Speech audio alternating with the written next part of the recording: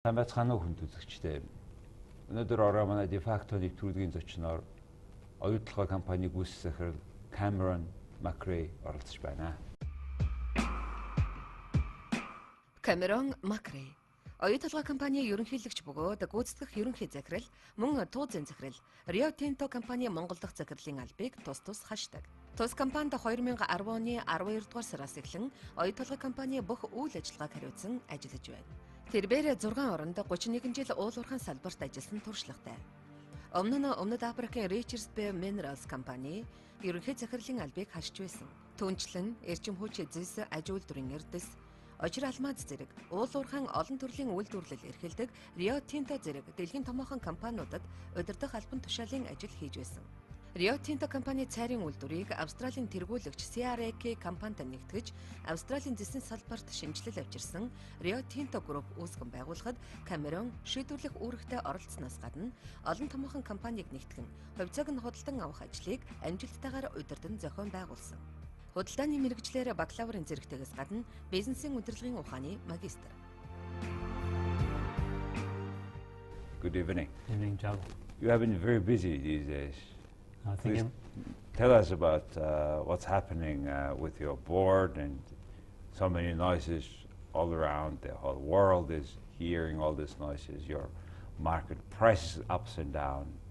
How do you feel? What's going on? Well, Jago, I think it's a really exciting time at O유у Толгой. Obviously, there's a lot of noise in a lot of places, but the really great news is that we're about ready to do our first shipment. We're 99% complete. We've built this project in record time. We've utilised Mongolian businesses. We've had people from 40 countries around the world who have participated in building a world-class mine. And that's really the great news. You know, the excitement at site with the employees, the excitement with the new businesses that are servicing us, is palpable, and we're just looking forward to really getting flagship project, not only for the Mongolia, I think. It's one of the number 3 or 2 best copper world-class projects in the world, and certainly it's everybody's concern if everything goes on time. And it's good news that you say that you will ship the first. When is it going to happen? Well, we've actually produced our first concentrate, so we've got a few logistical issues to sort out, and then the concentrate will be loaded on the trucks and they'll be shipped to the border, and we'll be making our first revenue in a very short period of time. Again, it's very exciting. Was the concentration up to standard you were expecting, up to 25 to 30%? It's pretty much within spec. At this point, obviously, when you're making your first product, we've got a lot of metallurgical issues to learn about in the concentrator, but we'll be able to sell this product, which is good news.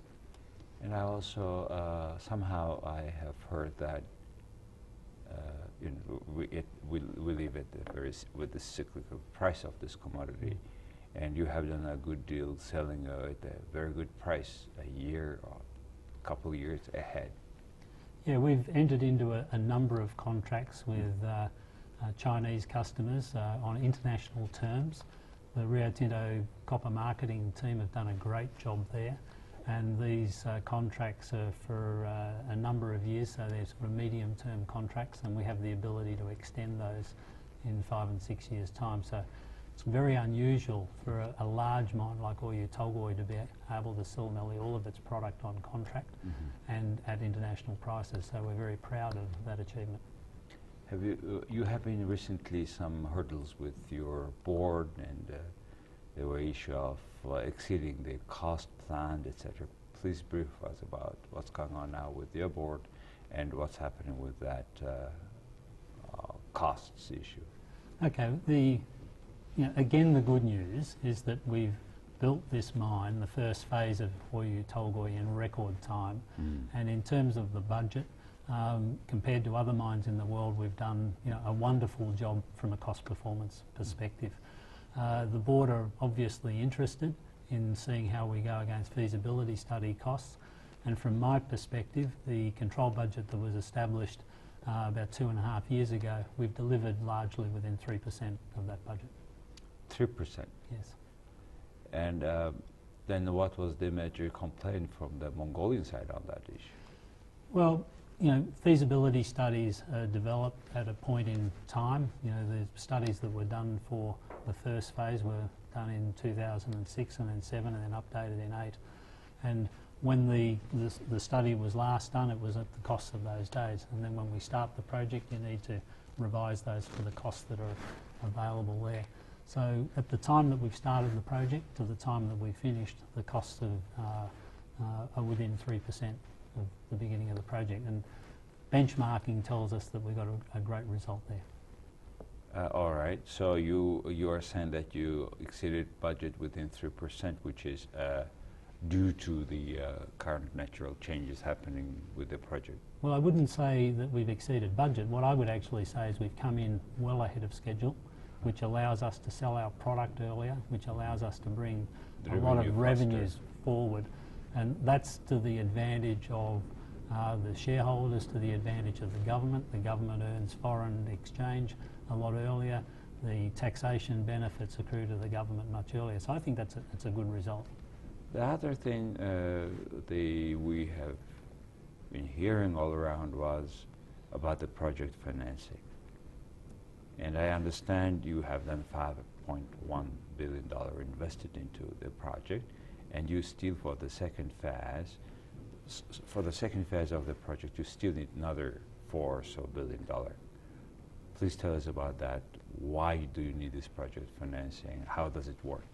Well, a lot of money has been invested into Oюu Толгой already, and we need to think of that as being a good thing. To be able to get milk, you need to buy a calf, you need to grow it into a cow so it generates some milk. So we've been investing up till this point in time to get our first revenue. You need to look at Oюu Толгой as a long-term investment with multiple waves of investment that are required. So phase 1 is to build an open-cut mine and to put all of the infrastructure in place to be able to bring the second and third and fourth and fifth waves investment on. The second phase of investment is actually the underground. And we started work on this in 2006. We're hoping to get first production from that in 2016. And that will require some additional finance. But Juggle, the benefits that are going to come out of the underground are going to be financially very significant and well worth the investment for Mongolia. Certainly, that's why probably some 25 or so banks were ready to invest into the project, came to the country. Then we have some hurdles here and there. So what's the situation of that financing, project financing now? Is it coming? Well, the project financing is at a very advanced stage. We've had great expressions of interest from the international banks, the IFIs and the commercial banks. This will be, when it's completed, the largest ever project finance raising in the mining industry in the world. And that'll be a great achievement for Mongolia, and it'll be a great advertisement for Mongolia in terms of attracting other investments and their ability to get finance. However, from the Mongolian side, they were saying that you guys are exceeding budget, and plus we pay management fee, and that fee is separate than the cost. What is that management fee is about? Well, what's really important is that the project and the business is well managed. And there are a number of issues that are in discussion amongst the shareholders, but the management fee was agreed between the government and the company back in 2008, 2009. It's part of the investment agreement and the ARSHA that the parties signed up to. So again, what's really important is that for everybody, that we get this business up and running cost effectively and generating the revenues that are going to be so important for the development of Mongolia.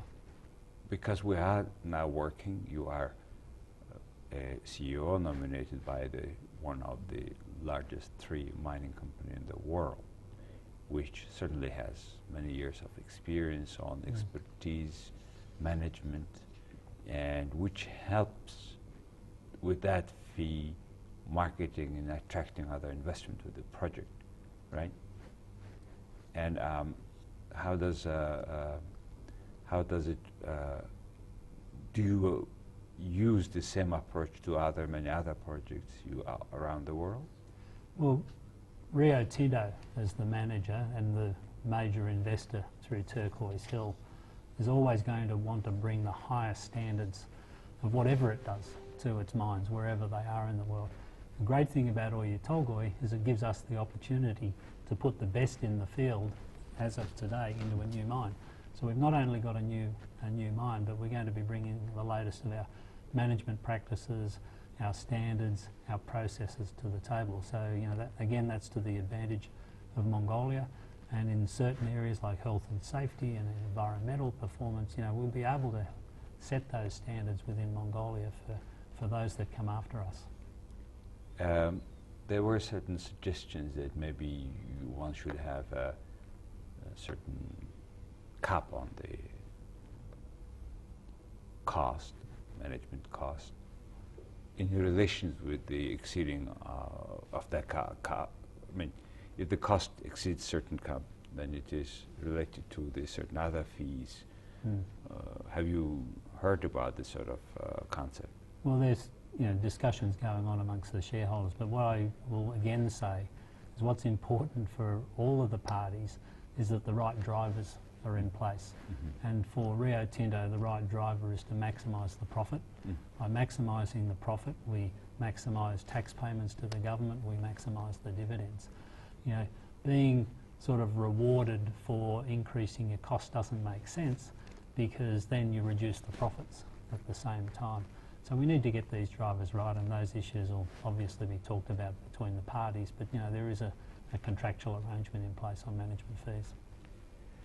Speaking about the cost and taxes, you said certain amount of money you have paid to the government. Some people are asking these questions. How much exactly you have been paying, and up to from them? I mean, you are already starting, you're paying from day one almost through the salary, through the social security, through the tax to the government coffee. So what is the amount so far now? Well, the good news is the amount's not zero. And the number's actually a very large number, Jagal. But the way I would look at it from a Rio Tinto perspective is there's an organisation called the Extractive Industries Transparency Initiative that looks at issues around mining, and one of their focuses is on benefits to the country that a mine is in. And so as part of the EITI initiative, we've decided from a Rio Tinto perspective to publish the taxes that we pay in every country that we operate in according to a common set of definitions. And that's what we've done in Mongolia. So there are payments that we make directly to the government, and there are payments that we withhold from our employees for their taxes, for businesses, for VAT that we also pay to the government. The reality is that all of those payments would be zero if Oyu Толгой didn't start. So they can all be attributed to the Oyu Толгой activity, and that's the way we do it. Another good point that I would like to make here is that from a Rio Tinto perspective, the 5th largest amount of tax that we pay in the world at this point in time, in 2012, was to Mongolia. And that's even before we've started making sales. If everything goes ideally, when do you expect break-even of the project? It depends how you define break-even, I guess. Things going well to date have been that we've built this in record time. We'll get the revenue started very soon. We're going to get world-class prices for the product, so we should be as profitable as we can, as early as we can. In terms of the great benefits that will come from Oyu Толгой, they will really accrue when the underground kicks into operation. So from an excitement perspective, we've constructed, we're about to start selling, but we're also continuing the investment wave into the underground. Okay, we have been discussing it before. The first phase finishes when you are able to feed the concentrator with the open pit mine, which you did already. And the open pit mine will go as Irdenetuna, right? Then you start the second phase, and at which level of the second phase you are at now? We started investing in the second phase way back in 2006 when we sunk the first shaft. So we're now have 2 shafts almost completed. A third shaft, we're down to 75 metres, and we've started developing what's called the lateral development area, the tunnels underground. So we've probably invested around $1 billion in the underground, but we need to keep investing, Jargal. 2016 is when we expect our first ore from there, and at the time when the underground kicks in, we're expecting our revenues to probably triple at that point in time, and that's because of the richer grade of ore. And that's really exciting, and that's why we need to keep the investment occurring at O유u Толгой. Let's just let's share some figures with the audience. When we say about now, at the current price of copper, when you are in full swing of capacity of underground mine and open pit mine, and let's say we concentrate, and let's say we sell 20 to 30% concentrate to the world market at that price. What kind of level of revenue we are talking about? You could see revenues between $4 and $6 billion a year coming into the country, and as you rightly say, you can't predict the copper and gold price. It moves around, but very significant revenues. However, the price is good now. China looks, in spite of all things happening around the world, with its industrialization and further urbanization, it will demand more and more copper. And we are the closest to this market. So hopefully we talk about the same figure a year, about $4 billion revenue coming, and in which 5% will go straightly to the government as a royalty. By the way, speaking about the royalties, the government somehow were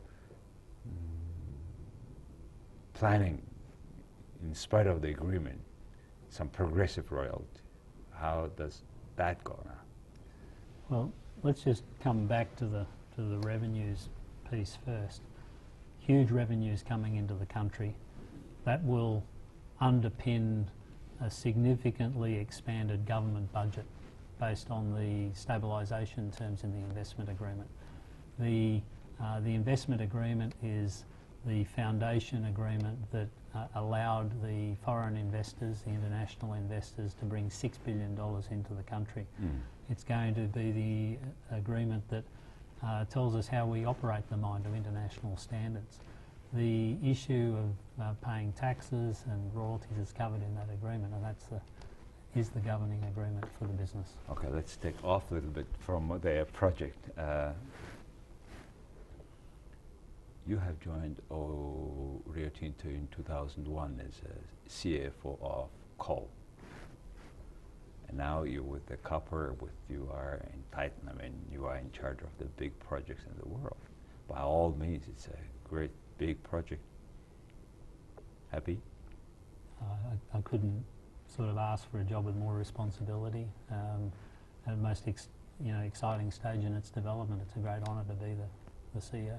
You are already in the country for already 2.5 years or so. Correct. So how much you are getting a part of the country? Well, I've made a lot of friends. I think I work too hard at times, so I don't get out as much as I would like. As you know, the golf courses are getting better, and I'd like to spend more time on the Mongolian golf courses. But I think the more you work with people in government, in business, in the arts, and the social side, the more you fall in love with this place.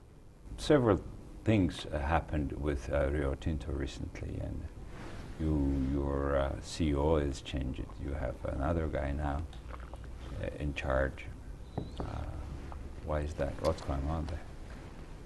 Well, Sam Walsh was appointed to the role of CEO, and Tom has left. Tom was in charge for 5 to 6 years, and it's not often nowadays that you see CEOs sort of have extended terms. So, from a Rio perspective, Sam's been, like myself, a long-term player at Rio. I think Sam's had 20 years experience. I think I'm heading up to 26 or 27. I know Sam personally. He will be a great leader for the company. He's very disciplined. He wants to see all of the investments and the businesses operate to global standards. He wants to see them as profitable as they can be. And I think that's a good thing, not only for Rio Tinto, but also for Oyu Толгой. Overall, Rio still keep that position in the world mine landscape map. And speaking about the people and work, I have recently observed more and more Mongolians being hired by you in your, not only in Ulaanbaatar, in your other offices around the world. And how many Mongolians are working with you now, here and abroad, and do you have any figures? Well, I can give you sort of broad figures off the top of my head, and again, it's an exciting development. The way I look at it is, Rio Tinto is helping Oyu Толгой develop. Oyu Толгой is becoming a part of the Rio Tinto family globally, and when you're part of a family, that opens up opportunities. As you said, we're already seeing a lot of Mongolians, mainly younger Mongolians, getting great opportunities to work in the other Rio Tinto operations in Australia, in the US, in Africa. At a guess, I think there's probably 70 Mongolians already doing those sorts of experiences. But longer term, the opportunity will be for... Well, that's 70 is already a lot. I don't think there is any other one company who is hiring those of Mongolians. But Jagul, the key thing though is that as Mongolians become more experienced at running Oyu Толгой to international standards, that'll give them the opportunity to take on senior executive positions internationally within Rio, and I think that's pretty exciting. Well, that's what some officials are more pressuring on that. Before that, as far as I know, you have been creating 7 TUETs, technical and vocational educational training center, in 7 locations in the Ulaanbaatar, in Mongolia. How are those centers doing? Please update on that. I think a couple of them have been completed and are now being used. Others are in final stages of construction. A few of them were enhancements to existing facilities. I think 3 of the 7 were brand new facilities. Obviously, we're not only interested in just building the bricks and mortar and enhancing that, we want to see the quality of vocational training improve, and as a part of that we've invested in training 1,200 vocational training teachers in Mongolia to lift their standards to Australian standards, which I think is a great investment that will not only benefit Oyu Толгой but all people doing vocational training, of course, and not only mines. And I saw some of them you have already installed the state-of-the-art simulator, and the people are now running those simulators before they go to bulldozers, whatever they use. So the people should be excited about that. Well, they should, and one of the colleges that we're supporting is actually at Erdenet. So we've been able to lever off, the great Mongolian copper company, Erdenet, investing some money in their backyard and helping them and getting the benefit of their college. So it will also be the economy of cost for them for training of their own people. Absolutely. This is a win-win. Most modern situation. Speaking about Erdenet,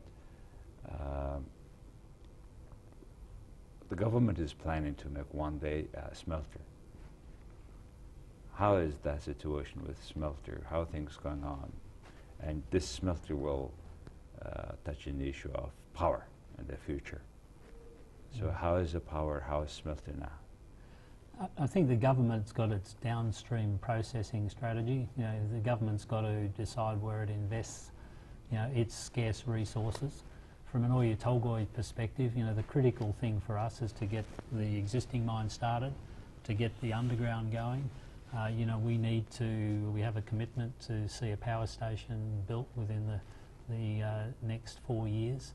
So we've got a pretty full capital sheet ourselves to deliver on. I can understand the government's desire to have a copper smelter. It needs to be viable. With a number of copper mines in the country operating, there's a chance that could come to pass. What will be the capacity of power stations, and where is it planned to have, the location-wise, where? Oyu Толгой already has the plans and the permits in place to build a power station at the Oyu Толгой site, but we're going to work closely with the government to look at options at Tapan Tolgoi and Oyu Tolgoi, and to whether it should be owned by an independent power producer or Oyu Tolgoi. So we're in the very early stages of discussion on that, and I look forward to working closely with the government. At the moment you are taking power from China. How is it going on? It's going very well. You know, we negotiated a contract with the Inner Mongolian Power Company last year. We built a 220 kV line from Inner Mongolia to the site, and that's basically what's going to power the mine for the next 4 years. And this is a great opportunity for Mongolia, because after we've built the power station, the investment in that infrastructure to China is there, and so it provides another avenue of getting power into Mongolia, but it also provides an opportunity for Mongolia to sell power into China. Yeah, when we have exceeding power. Correct. When the power line which comes to Oyu Толгой today from China will be connected with central our grid, any plan? Do you talk about the government? Will you be a part of that connection? Yeah, we will, and we've already been having discussions with netting on that matter. In that way, Mongolia will have a network with our only two neighbors to our central grid, and when we exceed our consumption, we can sell it. If we not enough, then we get from them, right? I think that's a great optionality to have. Because your project, Mongolia and China made a first-time agreement how to sell and buy power station power. Have they done? Yeah, the agreement's been signed, and at the same time we've also signed the marketing contracts. So we've got great marketing contracts in place, and we've got a reliable power contract. I couldn't ask for more. Yep. And the other projects, other bigger mines will benefit from that when they needed more power. I think so. I think it set a good precedent for trade between the two countries. Now let's back to people investment. There was a complaint that you guys have not enough Mongolians in your management, and you're paying too much expatriates compared to Mongolians, though I know you are one of the highest payer in the country.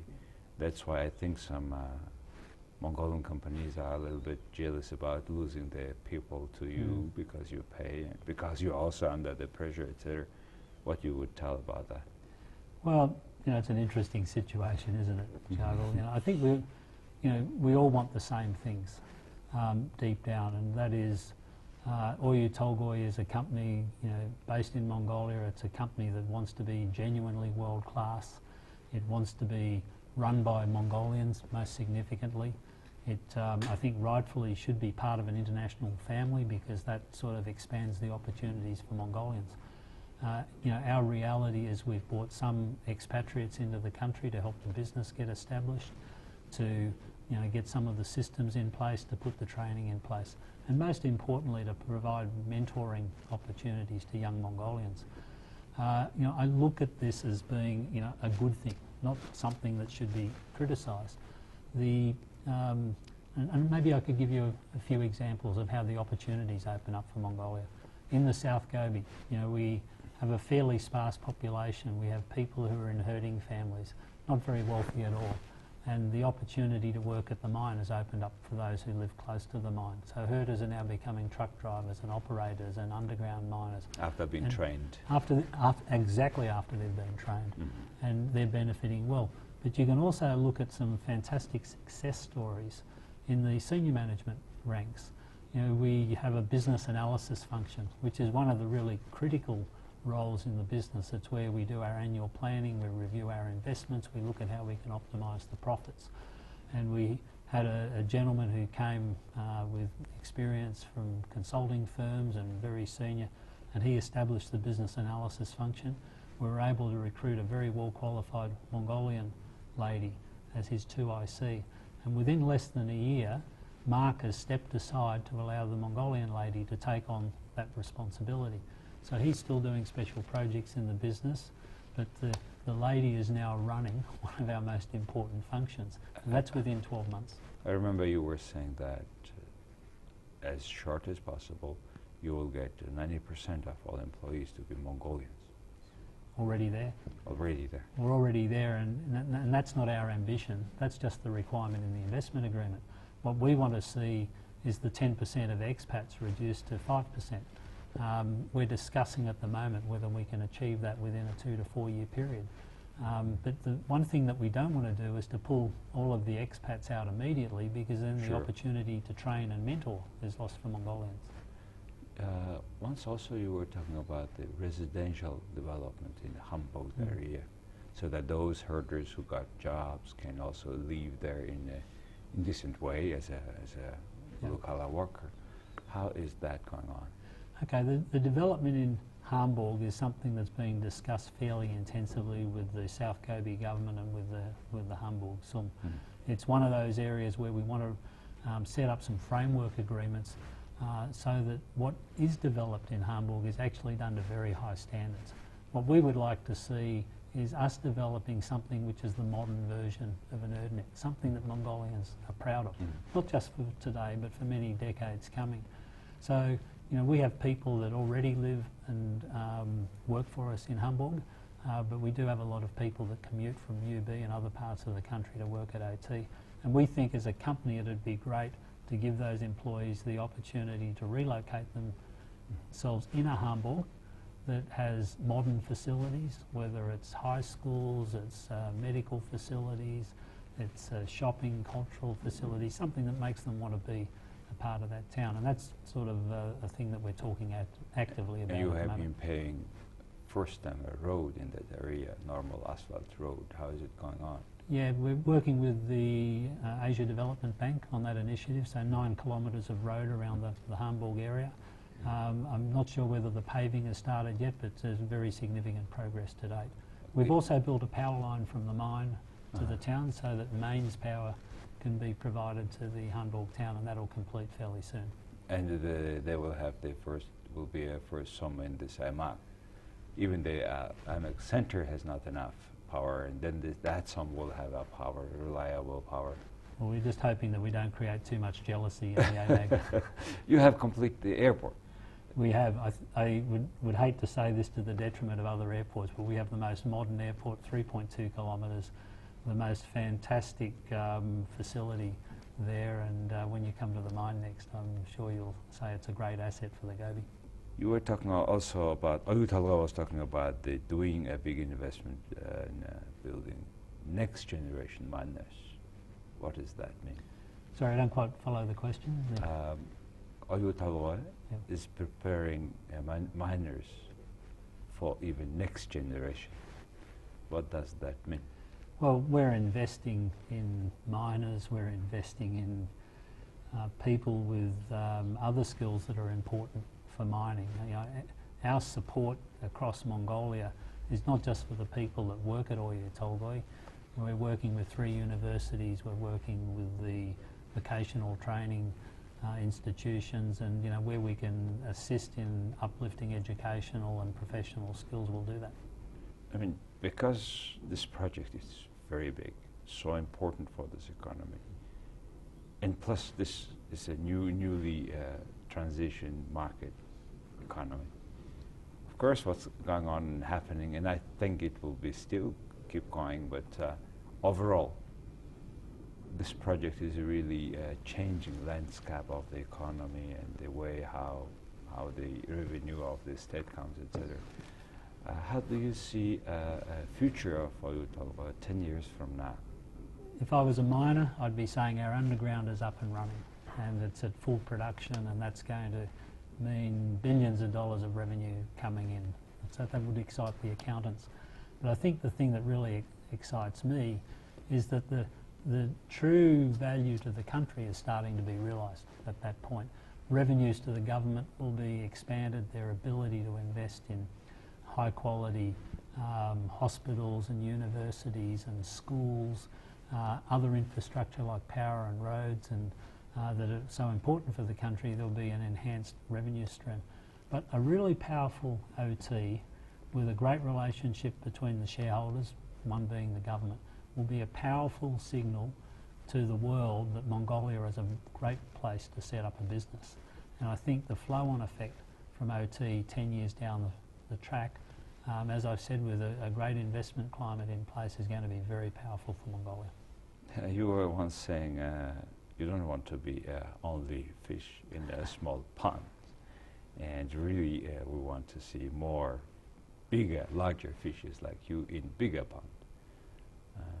How does it look like now, this perspective? Sure, you know, and you're absolutely right. I'd rather still be a big fish but in a much bigger pond. And I'd like to have another few big fish swimming next to me, because I think that's good. I don't think it's good for one company to be so large that it becomes a target for everything. I think the thing that's important for Mongolian regulators at this point in time is the review that it's doing on its investment laws and its mining laws, two very important laws, because I think the future growth of the economy can be fast-tracked through the mining industry. Mongolia's got fantastic mineral potential, but to get the investors and the big money that's required to build the mines requires good laws and a stable investment climate. And you know, the Parliament and the President's office and that are working through those laws at the moment, and they're very open to listening to suggestions on that. So I would expect some months down the track that we'll have the right legislative framework and the right messages going out to the world, that we'll see some great things happening in years to come. Cameron, you have been working in, I think, almost 5 or 6 foreign countries other than Australia, your own country, dealing on the mostly mining, dealing with the mining projects. Mongolia is certainly not the exception of with the way the country is dealing with the mineral wealth, being a developing country. How do you see in this regard what's going on in the country, and in terms of instability sometimes, you know, proposing ideas? How do you see that? I think it's healthy to have discussion and debate. I think it becomes unhealthy when it's focused in the wrong direction for too long. I see the debate that's going on about the investment laws and the mining as a good debate at this point. Of course, there'll be some that want to take the mining industry down a certain path, and it may not be attractive for international investors to be part of it. But we're still in the talking stage of that. And you know, I know quite a number of the legislators, and they want what's right for Mongolia. We need to go through the discussions, and I'm confident that we'll get good outcomes. That's nice to hear from you, because every developing country has to do with the two front line. One is national security, the other is attracting foreign direct investment. And we try to keep balance. And of course, a little bit you go here, then that part. Here and that part is pulling down. So I think what's going on in this country is a part of a business. And hopefully every time we will do into better position, which will serve the country, and at the end, increasing the living standard of every Mongolian. That's what I hope with the great project, and you guys doing getting with many Mongolians a lot interesting job. And finally, at this point of time, what you would tell ordinary Mongolians who are watching after the project? How do you feel? Can you tell the audience what really you do about today?